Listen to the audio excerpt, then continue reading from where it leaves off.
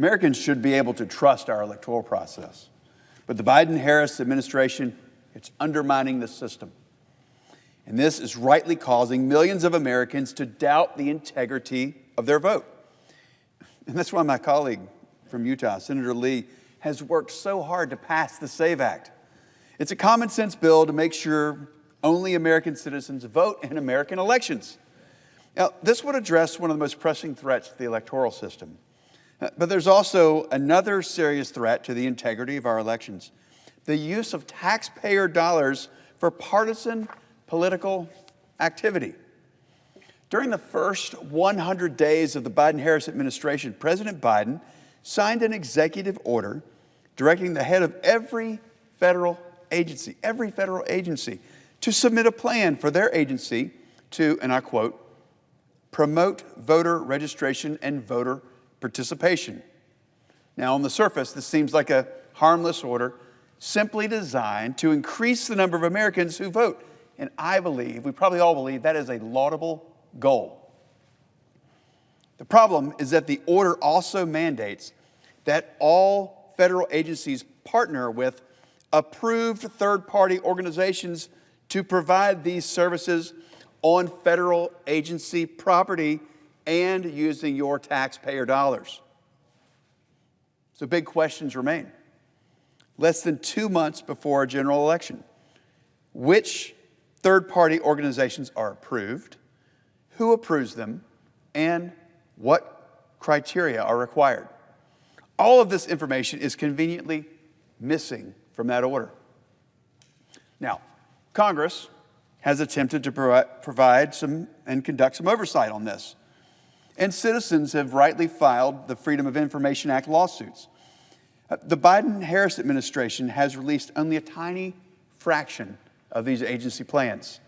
Now, in at least one instance, the administration redacted every single paragraph of an agency plan, leaving only vague headers. I have one of these, Madam President. I have 8 pages of redaction. That's how they responded to what American citizens are entitled to in regards to freedom of information. That's how the Biden-Harris, Kamala Harris administration responded. So it begs the question, what does the Biden-Harris administration have to hide?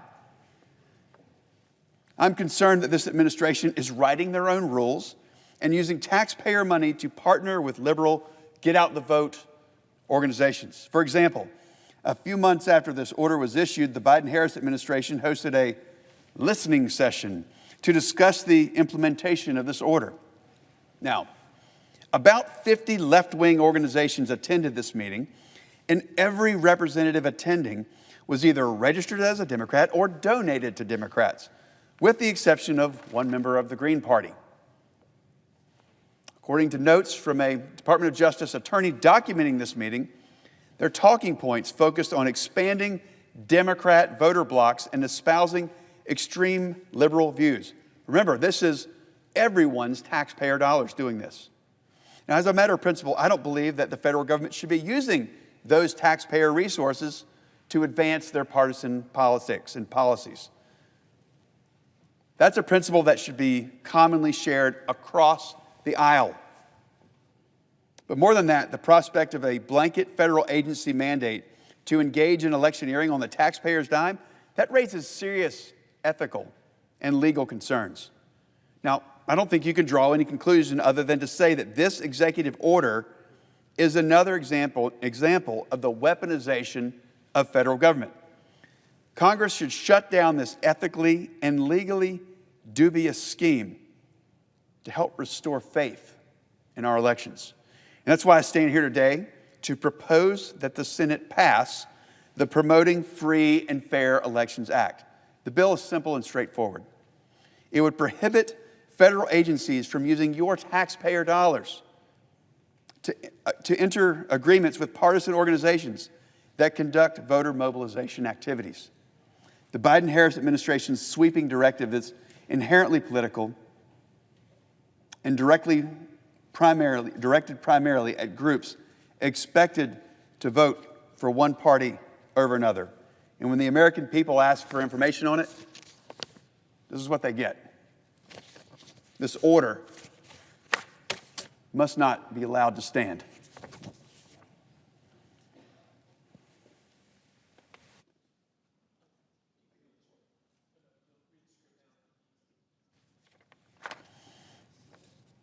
As in legislative session, I ask unanimous consent that the Committee on Rules and Administration be discharged from further consideration of S. 1398 in the Senate proceed to its immediate consideration, further that the bill be considered read a third time and passed, and that the motion to reconsider be considered made and laid upon the table. Is there objection? Reserving the right to object. The senior senator from California. Madam President, I rise today in opposition to a bill introduced by my colleague from North Carolina. And let me start by saying this. The senator from North Carolina says the federal government should not use official taxpayer resources, no taxpayer dollars, to advance partisan politics. You'll be happy to know that I agree 100%. And I'd venture to say that all of my Democratic colleagues agree 100%. But let's also be clear that the executive order referenced isn't that. And my colleagues attempt to attribute some scheme behind informing eligible citizens of their right to vote and facilitating their voter registration and participation is simply without merit. As I mentioned a few minutes ago, when debating the SAVE Act, we are now less than 6 weeks until the November election. And while there may be disagreement on policy with my colleagues, we should certainly agree that it is crucial to make sure that every eligible American can participate in the political process. Again, without any unnecessary barriers or obstacles, and certainly without intimidation. As I referenced a few minutes ago, I once served as California's Secretary of State, the Chief Elections Officer, where I'm proud of the reforms that we implemented, making it easier for eligible citizens to register to vote, stay registered to vote, because that's not easy in some states, and to cast their ballots in the elections. But I want to emphasize, these reforms were put in place for all citizens, regardless of political party, regardless of political leanings. We wanted to make sure that every eligible Californian could exercise their right to vote. And that's what should be our business here today, ensuring that every eligible American can exercise their right to vote. So that's exactly why President Biden first issued this executive order, which builds on decades of what once upon a time was bipartisan efforts to expand voter registration.